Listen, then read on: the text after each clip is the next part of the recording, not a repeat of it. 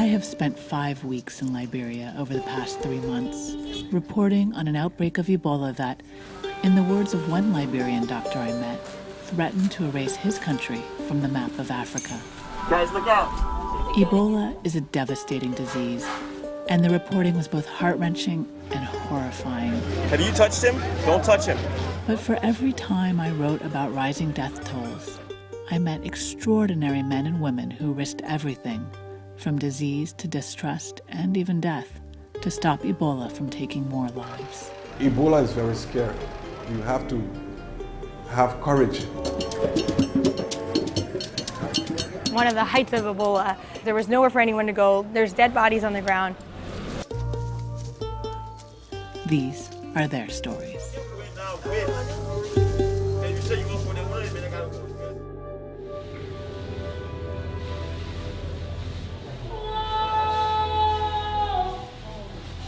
Being a doctor in Liberia is just sacrificial from beginning to end. You're not making anything. It's almost like a volunteer job. My first experience as an Ebola patient, the lab technician walked in with the spacesuit, and he was taking every precaution not to touch and not to get infected himself. I could see the fear in his eyes.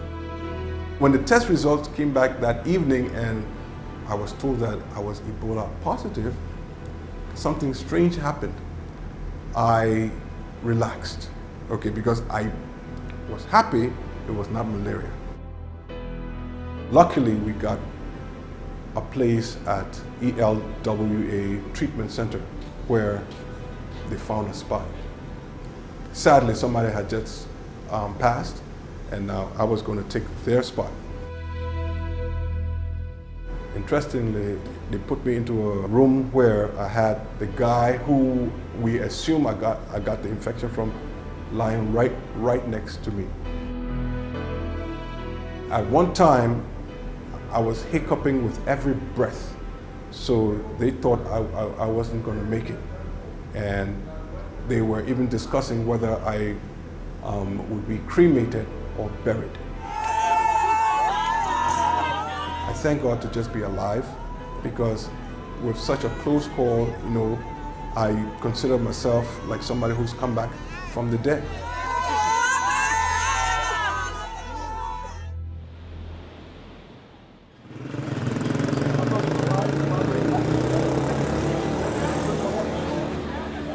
My name is Katie Myler, and I'm the founder of More Than Me.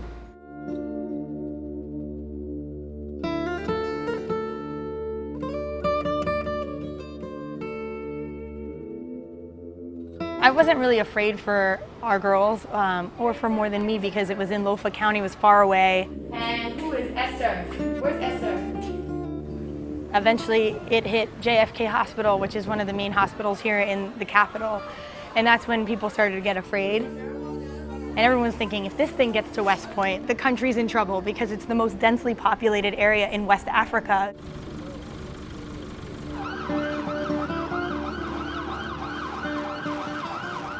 So we got this ambulance specifically for West Point, and we pull up to Redemption Hospital, and they're pulling dead bodies out of Redemption. It doesn't seem like people are moving fast enough, and like everyone is accepted. It feels like the families have accepted.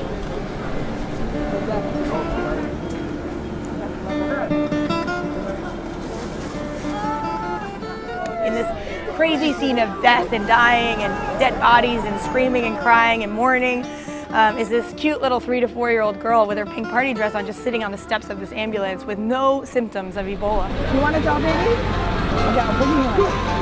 My name's Katie. Nice to meet you. I love you. Her mom died, and now the girl had nowhere to go. Please keep her safe away. Yeah. This was going on all over the place. I mean, I started to see it more and more. And she was the first child that I got close to, and I was like, she cannot stay at Redemption Hospital, because if this girl, she might have Ebola, she might not. If she doesn't have it, she's definitely going to get it, and most likely she'll die because there's no help here at Redemption. So that's what this house became. It was called Housing Observation and Pediatric Evaluation for 21 days. Loud, loud, loud, loud, loud. So that was the first child, and one of the nurses brought her here. Hi, Perlina. But only for like extreme emergencies where like kids literally would be homeless.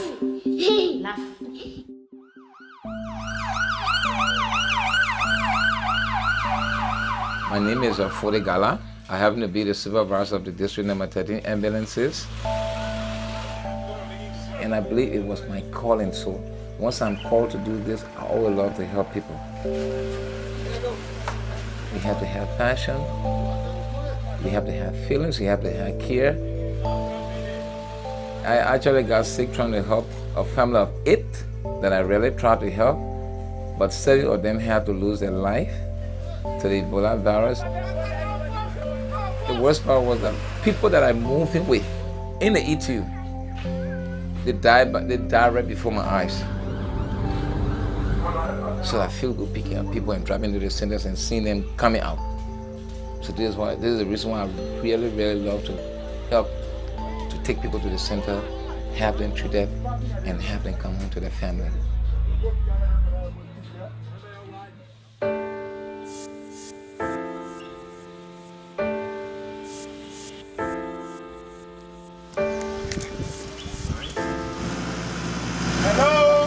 What I went through in life, some of those things have had impact on my desire to help, say, relieve people out of their suffering.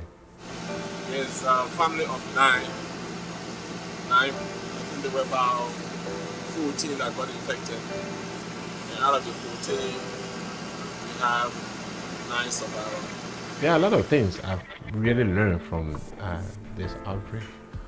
One of which is being able to look around yourself and see what you can use that's available to find a remedy to the situation, than just sitting and waiting for a remedy from outside. What's in your power, how you can make use of what's available.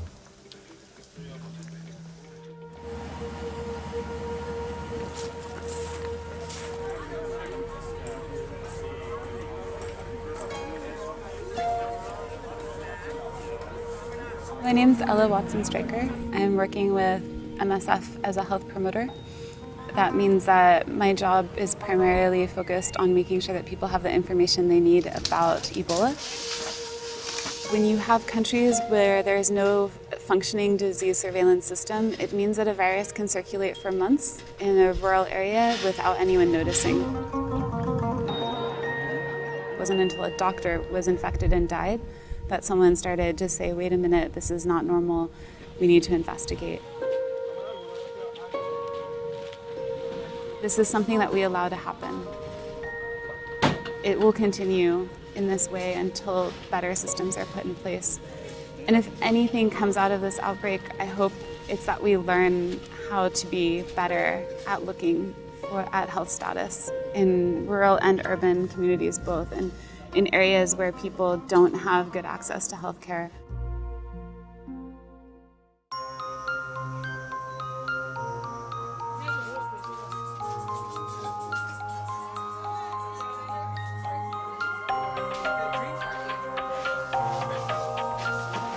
When we started having survival here at the unit, then people started coming to the ETU in large numbers. What's your total number of releases? I know you've Total been number of releases. one of the units that have released I know more we people. have more than 200 now.